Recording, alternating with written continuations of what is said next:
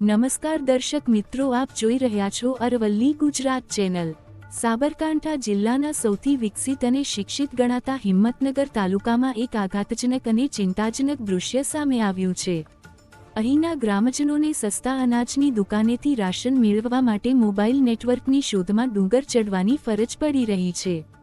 Digital ઇન્ડિયાના યુગમાં પણ આવી પરિસ્થિતિ ગ્રામીણ વિસ્તારોમાં ડિજિટલ કનેક્ટિવિટીના અભાવની ગંભીરતા છતી કરે છે।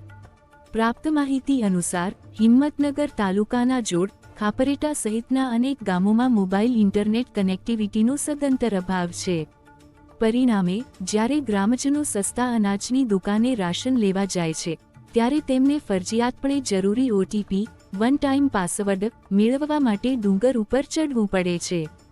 ડુંગર ઉપર પહોંચ્યા પછી જ તેમને નેટવર્ક મળે છે, ઓટીપી આવે છે અને ત્યારબાદ જ તેઓ રાશન મેળવી શકે છે। આશ્ચર્યજનક બાબત એ છે કે હિંમતનગર તાલુકો સમગ્ર સાબરકાંઠા જિલ્લાનો એક વિકસિત તાલુકો ગણાય છે, તેમ છતાં અહીંના ગામોમાં હજુ પણ નેટવર્ક કનેક્ટિવિટી જેવી પાયાની સુવિધા ઉપલબ્ધ નથી।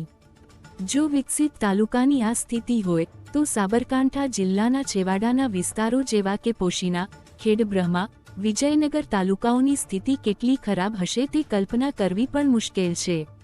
સ્થાનિક લોકો આ નેટવર્ક કનેક્ટિવિટીના પ્રોબ્લેમથી ત્રાહિમામ પોકારી ઉઠ્યા છે। સૌથી મોટી ચિંતાનો વિષય એ છે કે જે ડુંગર પર નેટવર્ક મળે છે ત્યાં દીપડાનો ત્રાસ પણ જોવા મળે છે। આમ છતાં પેટનો ખાડો પૂરવા માટે અનાજ મેળવવા દીપડાના ભય વચ્ચે પણ ગ્રામજનોને ફરજિયાત ડુંગર ચડવો પડી રહ્યો છે। આ ઘટના ડિજિટલ કનેક્ટિવિટીના અભાવને કારણે ગ્રામીણ વસ્તીને પડતી મુશ્કેલીઓનો જીવંત પુરાવો છે।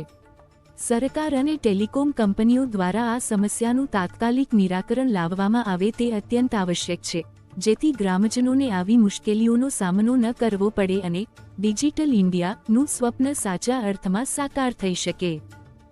ખાપરેટા, મેરીટીમ્બા, નરોડા, જોડ, નોખી આ વિસ્તારમાં રેશન કાર્ડમાં જે કૂપન લેવાની હોય છે એના માટે પબ્લિકને જંગલમાં છેક ઉપર ચડવું પડે છે મંદિરે, ત્યારે નેટવર્કના ઇસ્યુના કારણે ત્યાં જઈ અને અંગૂઠો મારવો પડે છે। નેટવર્કને અહીંયા બહુ જ તકલીફ છે। અહીંયા જંગલી જાનવર છે, નદી નાળા છે, પાણી છે, છતાંય પબ્લિકને ચાલતા છેક ડુંગર ઉપર આવવું પડે છે અંગૂઠો મારવા માટે।